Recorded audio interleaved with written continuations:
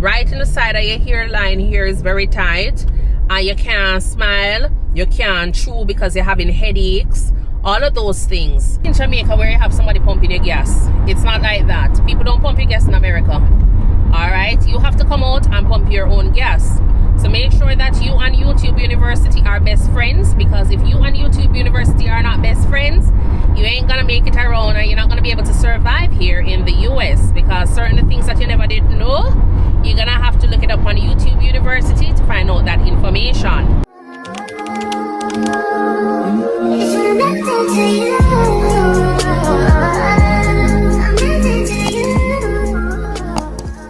I never really expected it to be so expensive. Cost of living here is so expensive, and I know a lot of persons probably look at it and say that it is not, but yeah, it's very expensive here in the States, and depending on where you live as well, that is something that you have to take into consideration, the cost of living in your area.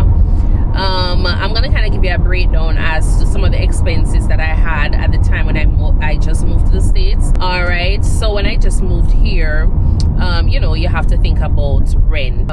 Rent is very expensive, and I was paying at the time, I was paying about, I think it was like almost $1,600 for rent. It was a 2-bedroom flat, living, kitchen, dining, 2-bathroom, and covered garage in 2016. And at this time, I was in the state of Maine.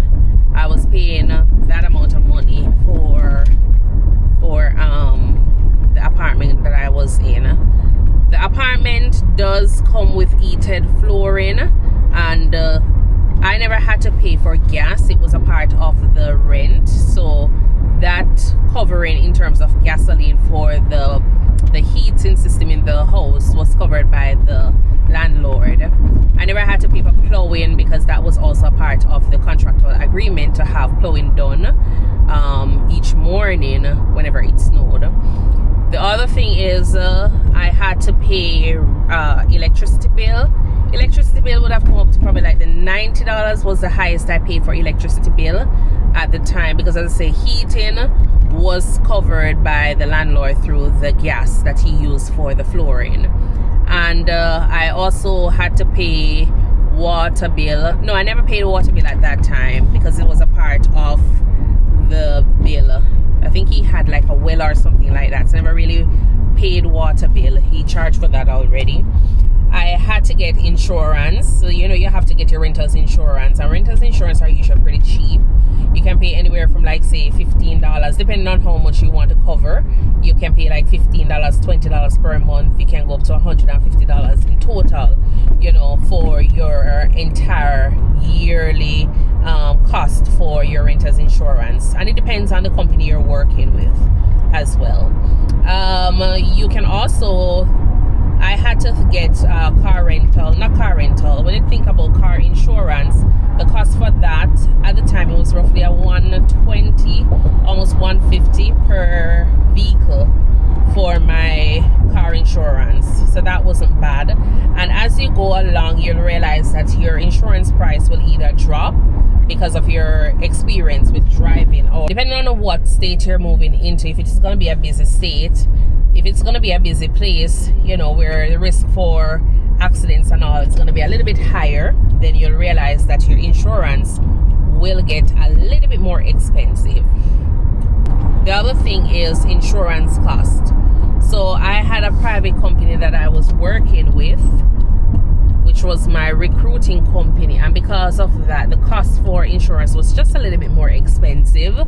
It was running me almost $400 for insurance for the family, and that was per 2 weeks. All right, so it was almost like $380 something for insurance, and that was because of the size of the company. I was told the insurance can be a little bit more pricey.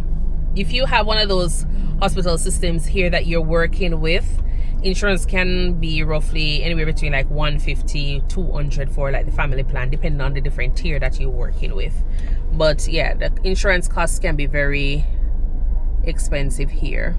Critical illness and life insurance, you don't have to take those at the initial phase when you get here, But I would just say go ahead and plan and get those, because things do happen, and you don't want to be a case where whenever something does happen, it's at that time you're thinking that if me did know, or I should have done this previously. Just don't go ahead and do everything else and forget about life insurance and critical illness plan. So do get those. The prices for those are not that expensive. You can get one for probably like $20 or less, and then as you go along and you work in more money, you can go ahead and increase your policy. All right, so always just go ahead and start out with a small plan, and as you go along you just increase it to something that is a little bit more better for you and the family. So yeah, so go ahead and get those. You definitely want to get your dental insurance, because not all the time your medical insurance is covering all of your dental work. So you want to get your dental insurance. That is very important, so you can keep your smile keep your smile and keep your teeth. All right, so make sure you get your dental insurance so you can get your annual check, and if you need braces and all, you can always have something to help with coverage. What you want to have is your short-term and your long-term disability plan. You want to be a case where whenever you get pregnant, you can go off on vacation or maternity leave and you still can be getting paid, or if your foot broke or something do happen, you can still have a little bit of money coming in, all right, at that time. And short-term disability and long-term disability plans, those are very cheap. They are very, very cheap. So just go ahead and just attach everything. Just think about it that you work 1 extra hour and you can pay your monthly short-term disability plan, your long-term disability plan with that 1 hour that you work over time. So when you get here, just make sure you add all of those so you can know that later on, when you're working 2 hours or 3 hours or 3 extra days, you're still able to cover those expenses, because it's not that expensive. All right, so just go ahead and do that. Another thing is your car payment, your car note. So depending on the kind of vehicle you're going to be choosing, the prices are going to vary for your car note, so take into consideration that. So I always just tell myself that when you come here at the time, especially if you don't have any kids, just go ahead and find something that is a family size in terms of a vehicle, so that way if you get here and you're able to pay your car note from your basic salary, and you decide that later on you're gonna have 4 or 5 more kids, at least you can fit in the vehicle you have. Don't want it to be a case where you buy a little Isuzu, one of those little tiny cars, or a little Mitsubishi, one of those little tiny ones, and you come up here, you're driving, 2 months later you realize you're pregnant with triplet. Can't hold a little car.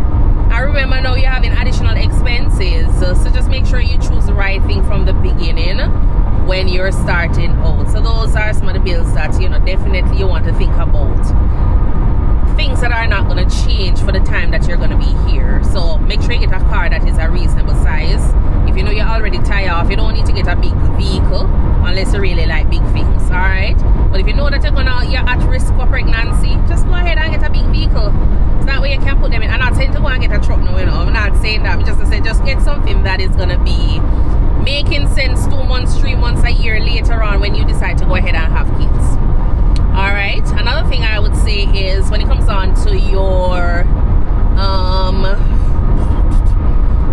so those are some of the bills. Another thing is food, grocery bill, and that can vary. So it depends on the amount of persons in your family and how much time you normally eat at a time. You understand? Because food is very expensive. Even though a lot of times I probably go in the store and I probably not look at the price, but food is very expensive. The other day, eggs was almost at a price of almost $12, or some places $30 for a tray of egg. You understand? So food is very expensive. You have to take into consideration how frequently you're going to be going to the supermarket. Is it the case you go to the supermarket every week? Even if you don't have a big family, there are certain things that you can purchase inside of stores like Costco, BJ's, Sam's Club, club. So be a part of the membership and take care of certain things that you normally buy in bulk. So like a toilet paper, you know, hand towel, soaps and all. You can always purchase those through those large companies, so that way you don't have to be spending so much money each month on grocery, because the cost of food is expensive. The cost of food is so expensive that even though sometimes a lot of persons might say, oh no, it's America and the food up there cheap, some things are dirt cheap, but other things are very expensive. So depending on the amount of money that you're working and your family size and everything, you have to try and see how you can maximize on saving money and getting more for your money as well. So if you so look into all of those different clubs and see which one has things that meets your needs. When I was in Maine, BJ's was one company that I signed up for because they had a lot of things that I do use. Now I realized that Costco have juicy patties and oxtail. Me probably going to end up going back over to Sam's. I probably might end up going back over to Costco to get some of those, you know, oxtail and juicy beef patty that they have over there, because Sam's did have juicy patties, but no, I don't know if a taxes, or I don't know if it is tariff, I don't know what it is, but they don't seem to be having much of that of lately. All right, so go ahead and maximize on all of those and see how well that works out for you. Another thing you have to take into consideration is gas. And people, let me tell you now, it's not like in Jamaica where you have somebody pumping your gas. It's not like that. People don't pump your gas in America. Alright? You have to come out and pump your own gas. So make sure that you and YouTube University are best friends, because if you and YouTube University are not best friends, you ain't gonna make it around and you're not gonna be able to survive here in the US, because certain things that you never did know, you're gonna have to look it up on YouTube University to find out that information. So for me, I never know how to pump gas. And not until you almost run out of gas on the road, you're gonna be able to know how to do so if you don't go ahead and research, that is. So I never researched how to pump gas and put it in my car, because in Jamaica that was just a thing. We had that luxury. We had the service where our cars were filled up by our pump attendants and we were happy. Then we come to America and look and realize that, oh, you have to pump gas. So I always just be driving around the town with my car tank, hoping that, you know, I'm gonna run out of gas and somebody will fill it up for me at the time when it is very low. But that one day I had to learn how to do it because my car was on E. I was trying to run the risk, but couldn't run it no longer, because when I look at the distance that I have to drive home, I had to make the decision whether or not I'm gonna go and learn how to pump the gas. And so I did that. So make sure you know how to pump gas. Look how the people them hold the thing, or if not, just go ahead and look up the information on YouTube, and that will give you a guide as to how to go about with pumping your gas. All right, so make sure you do that, because here in the state you have to do that. Another thing you have to look at is the price for gas. So find out where is the most reasonable places that you normally would get gas and stick with it. So if you find out that there is one place that gives you better money for your, or better service for your money, then go ahead and do that. A lot of the clubs do have gas station that you can still get your discounts. So you have your Walmart, Costco. You also, I don't know if Costco has it, but I know BJ's had it, and Sam's does have it, where you can go ahead and you get a discount on your gas. So find out and see which one of those will work for you. Everybody buy gas in America because you hardly have anybody walking foot like to anywhere in America. You understand? Everybody ride a bicycle. Well, bicycle don't need gas. A lot of persons who ride bike, you have a lot of persons who drive, you know, their vehicles, they drive truck, and so they definitely need gas. So everybody use gas in America, and so it is very, very important for you to know how to go ahead and pump your gas. All right, that is all I'm going to tell you. When you reach there, you will know. Another thing that definitely you have to look at in terms of cost as well is the cost to go to the hair salon. All right, so if you know how to do your own hair. All right, so the other thing that, you know, I would say is when it comes on to cost, that a lot of persons will definitely have to think about is the cost to look good. All right, the cost to look good. The cost to look good in America and even in Jamaica and other places, it's pretty decent, or it's expensive. Yeah, it's it's expensive because the cost to do here up here in America, yeah man, the pricing is totally different. It is a different cost to do here in America. I don't know where they get some of them hairstylists here from, but it's $1 million work to get your hair done. All right, and it's not like you're wearing, well, at least for me, I'm not wearing the most poshiest hairstyle. I'm very basic. I mean, I tell you, say, it costs the arm and a leg to kind of get the hair done, and sometimes it's not done to my liking. So if you know how to go ahead and get your hair done, you know, by yourself, just learn how to go ahead and start doing that, because you're going to be able to save a lot of money on that. If you know how to go ahead and shave your eyebrow like me, it will save you a lot of money. If you know how to do your makeup, well, I don't really know how to do my makeup, but it works out in my favor. The little that I put on, it works out in my favor. So I don't really have to go and find anybody to do my little makeup when I am ready. But definitely, if you know how to do all of those things, it will work out for you in the end, because you're going to be saving a lot of money when it comes on to beautification. Yes, the only thing that I don't save money on is to do my own nails, and because I can't do my right hand. Because if I was able to do my right hand, I would do that. And it's not a matter of say you're cheap. It's not a matter of say you're cheap, you know. It's just that things are so expensive here. It is so expensive here. So why in a sense would I be paying somebody to do a service that I am able to do for myself? Why would I do that? No, I'm not gonna do it. It's not like I'm rich. I'm not wealthy, so I'm not gonna be able to do that. You understand? And I'm sure a lot of persons out there, if they knew how to install their own wig, and a lot of persons do install their own wig, you don't find them going to go to a hairdresser to get it done. No, you know. So all of those are different bills that you have to take into consideration. One wig costs probably like $400 or $500 or more. Some people will tell you. So it cost me $400 for the little human hair that I wanted to install, because I wanted to look natural with it. And by the time I was finished, I had to pay another $300, almost $400 to install the hair. That was for $400. And then only to realize I never really like it, because it kind of looked too fake by the time I was done the next day. So I wore the hair probably like 2 days, and then I take it off. I go back up there and I take it off. And plus I never think they install it properly, because they were supposed to be doing like a glueless kind of thing at the front, and it turned out that the lady did it, but I was still able to push my finger underneath the wig, you know, so where she installed it. So it never really looked good to me, and even though she wanted me to come back, no, I never feel it again. You understand? You disappoint me with the first week, so I wasn't feeling the second time, so I never go back and do it.